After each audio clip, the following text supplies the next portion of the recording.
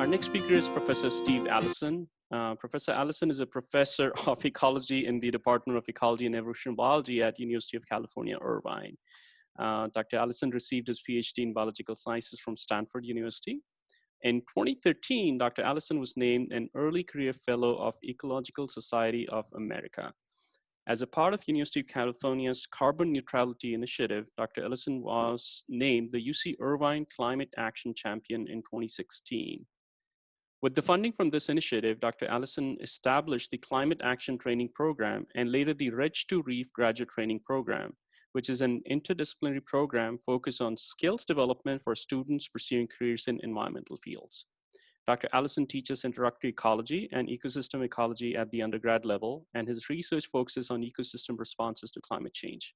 Some of the specific projects which addresses are the resilience of microbial communities to drought and the effect of rapid climate change on carbon losses from Southern California ecosystems. Dr. Allison is also building new mathematical models that incorporate feedbacks among microbial communities, carbon cycling, and climate change. Thank you very much, Dr. Allison, for coming. It's all yours now. Thank you. Thanks for having me. And it's really great to follow up on Kay's discussion about policy making and interactions on the ground.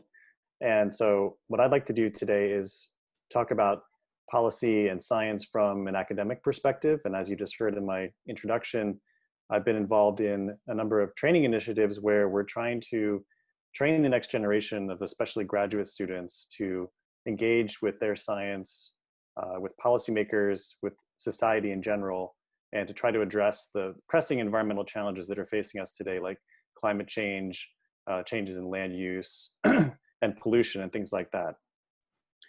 So I will talk a little bit about those programs, and I want to just give you a little bit of my personal experience engaging with policy and science, and I do that in three different ways, which I want to talk about today. The first way is through training, so that is through those training programs I just mentioned. The second way is through my research, and the third way is through direct advocacy, much like Kay was just mentioning.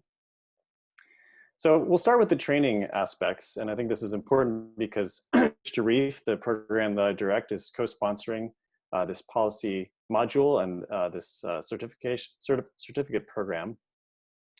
And so as part of this broader training program, we're trying to equip students with the tools that they need in order to be effective communicators, in order to engage with policy, in order to interact with one another, and with their scientific disciplines.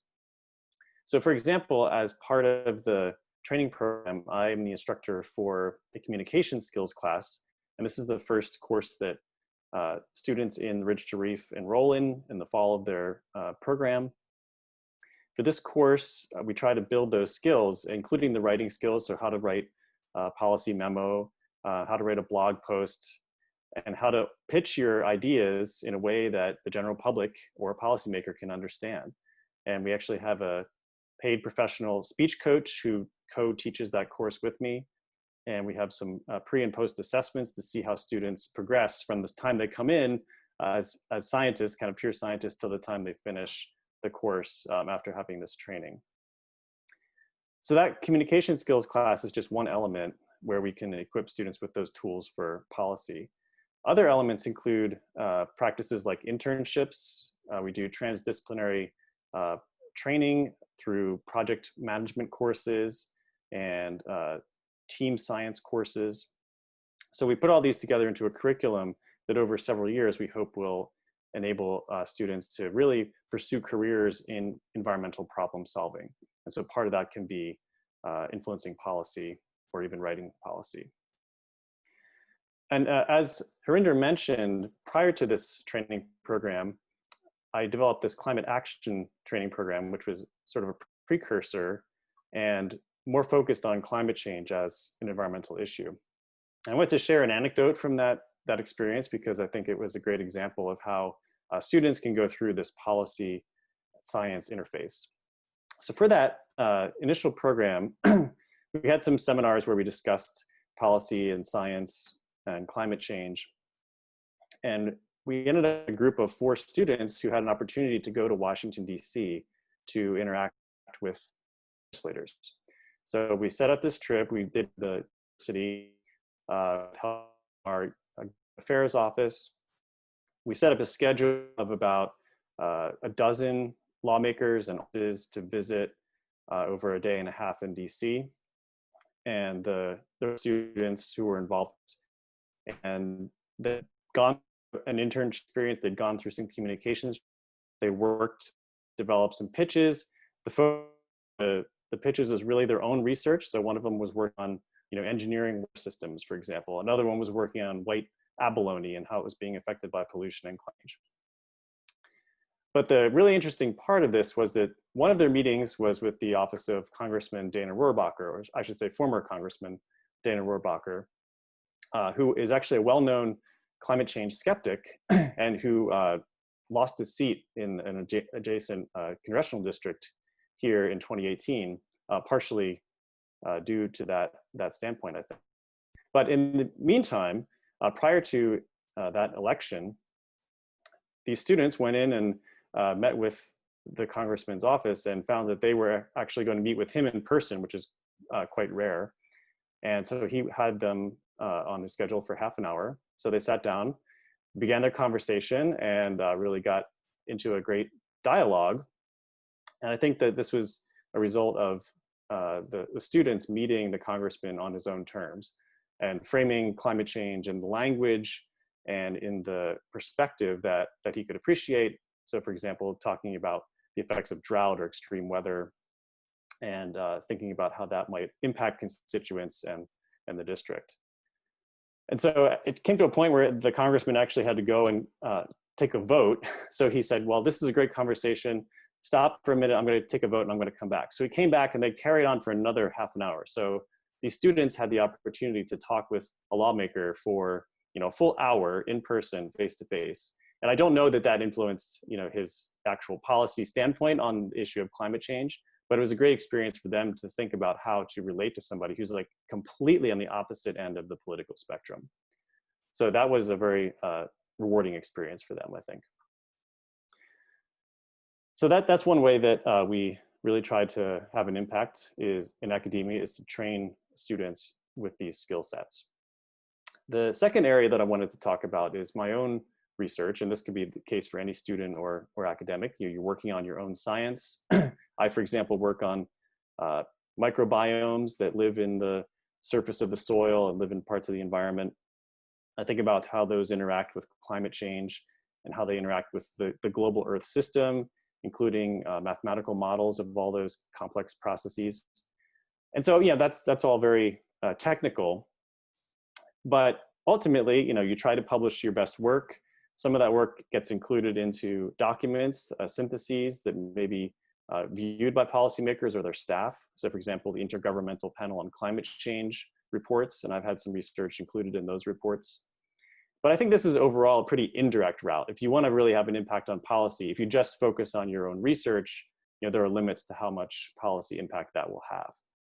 But I think it's still worth thinking about in the long term that you're working on questions of societal relevance and thinking about ways that research and that research outcome might impact policy. And so over decades, we need this fundamental base of research that's funded by the National Science Foundation and the Department of Energy and all these other taxpayer funded agencies that's going to drive forward the policy and the technology in the future. So I think that that's an important role for an academic as well, to think about how research that they do will relate to policy. And finally, because research is sort of an indirect way of influencing policy, a much more direct way is advocacy by the academic researchers themselves. So I've engaged in this type of advocacy in two venues and two topics mainly. For one, research funding, and secondly, related to climate policy. So I've engaged in these policy arenas both locally as well as at the national level. And I've done that through visits to Capitol Hill. I've done a couple of visits to my congressperson's office in the district here in Irvine. One example was that I attended the Coalition for National Science Funding Day, which is held every year, except for this year, I guess, held every year in DC, where folks have a chance to come and present what they've been doing to their legislators, and it's a big day to kind of support the goals of the National Science Foundation. So I brought a poster there that described this training program, which is funded by the National Science Foundation, and explored some of the research topics that were going on with our trainees in that program. One of the things I've found really helpful in terms of engaging with policymakers is to have institutional support. So every university has a government affairs office, and one of the things that happened after the 2016 election was that a lot of faculty and staff and students at the university said, hey, how do we communicate more effectively with our representatives and our legislators? And so that was a very motivating period of time where all of a sudden the political landscape had shifted and there was a much greater need for this advocacy for science and some of these issues that we care about. So the Government Affairs Office can establish contacts, they can set up meetings with staffers, they can have access to the people that you want to talk to. However, you can also go as an individual, as a citizen, as a voter, and go on your own if you have issues that you care about. And that's sometimes important if you don't want to be representing the viewpoint of a whole institution, then you can go as an individual, still emphasizing your credentials as a scientist. But that can be harder to just randomly email lawmakers and expect to get a response. It's often easier to do it through an institution. One example of this more individual advocacy I've been working on is through climate action planning and energy security at the city level. So the city of Irvine is in the process of considering climate action planning, a program called Community Choice Energy, which would provide different sources of electricity for the city and help them meet sustainability goals. And so I've been engaging, with city council meetings, going and submitting comments, standing up and expressing my viewpoints on this issue, and also made myself available as a resource to the city staff if they have questions about climate change or issues related to energy policy. Not only can I provide my own expertise, but I can also connect them with other academics at UC Irvine, maybe some of my students who are experts in these topics. So overall, as an academic, I think there are three main areas where we can have an impact on policy and engage with our lawmakers. The first being through our training and teaching mission, where we're giving students the skills they need to become great policy interactors. And the second is through our research programs and the research products that we generate that relate to societally relevant problems. And then finally, the service that we do as advocates to try to bring our perspective to policymakers more directly. So with that, I can stop and maybe we can do some more Q&A. Thank you, Steve. That was very useful. We have one question from Charlene.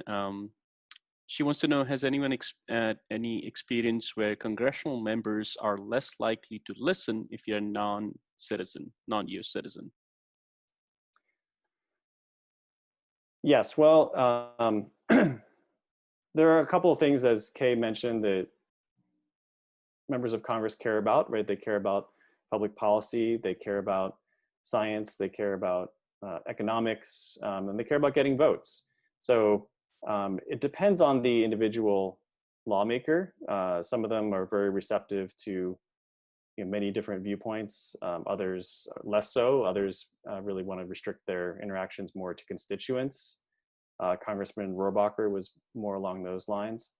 But there are ways, if you are interacting with your institution and going through your institution, for example, your research is being funded by the National Science Foundation or NIH or something like that, then you are a sort of constituent in that you are a steward of taxpayer dollars, and you're doing research that will benefit national security, energy security, other important goals of the United States.